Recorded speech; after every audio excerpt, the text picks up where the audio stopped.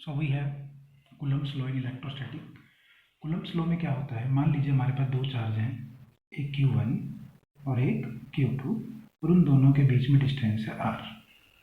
Similarly in दोनों के बीच में जो पॉजिटिव चार्ज को क्या करेगा, रिपेल। तो इन दोनों के बीच में जो इलेक्ट्रोस्टैटिक फोर्स लगता है,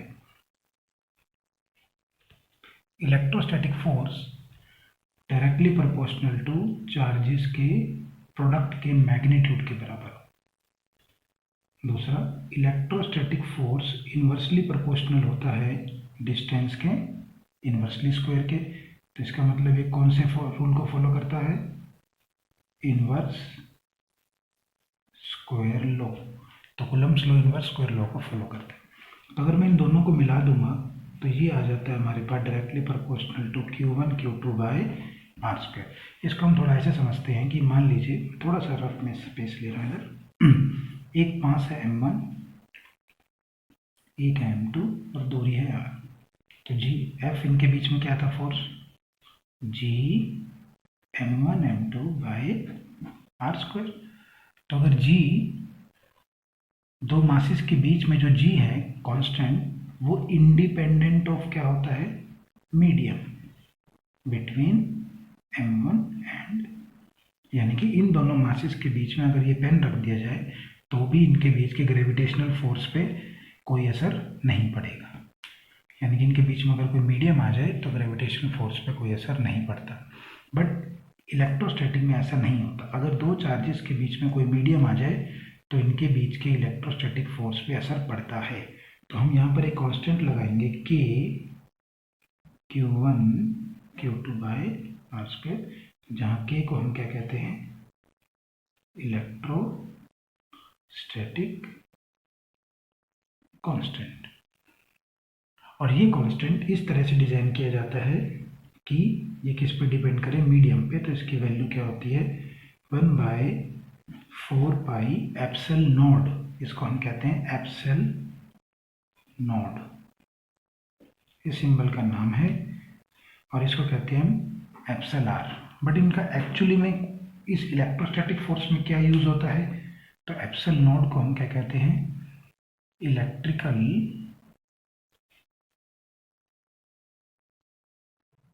permittivity of vacuum.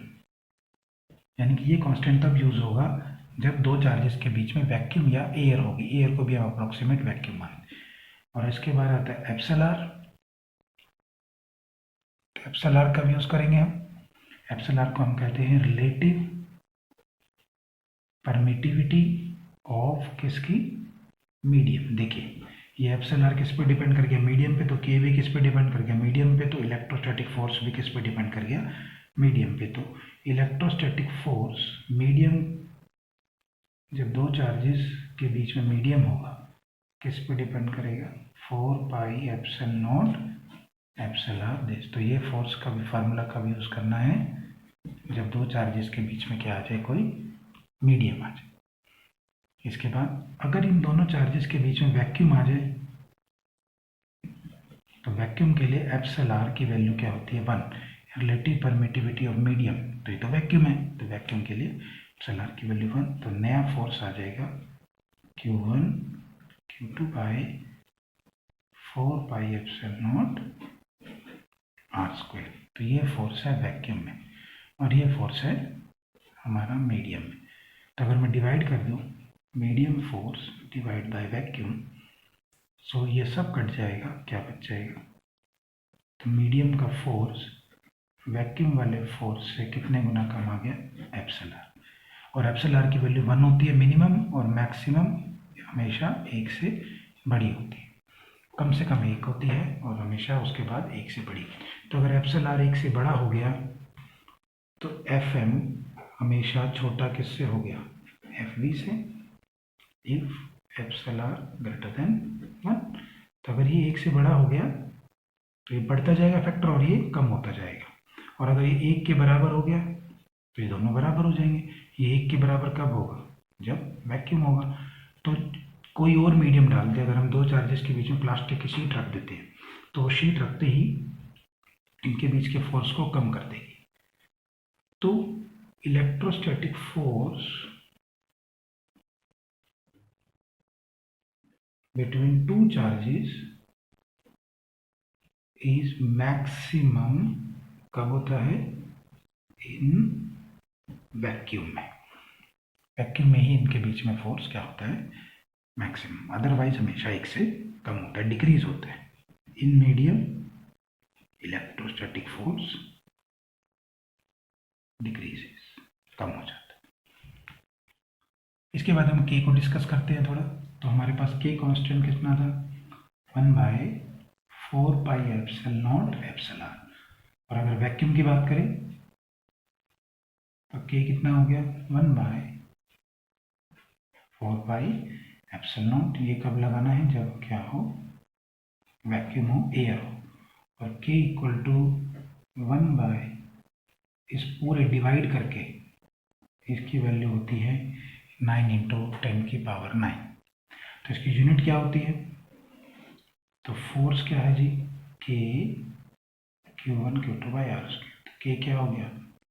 F R square. F क्या है? Newton metre square coulomb square. तो इसकी यूनिट क्या आ गई? Newton metre square by coulomb square. तो अब हम चलते हैं एप्सिलॉन नॉट की वैल्यू निकालने। तो 1 बाय, तो एप्सिलॉन नॉट की वैल्यू क्या हो गई? तो अगर आप इसको सोल्व करोगे वैल्यू डाल के, तो ये सिर्फ वैल्यूज आप याद रख लें। और अगर मैं यहाँ देखूँ तो यहाँ मैं इसको नीचे ले गया हूँ, इसको ऊपर, तो यूनिट भी नीचे चली गई। तो न्यूटन -1, मीटर -2, कूलम +2, क्योंकि पहले कूलम क्या था? -2। तो इसकी यूनिट बिल्कुल उल्टी हो जाए। So this is the electrostatic force between two charges, that is Q1 Q2 by 4 pi epsilon not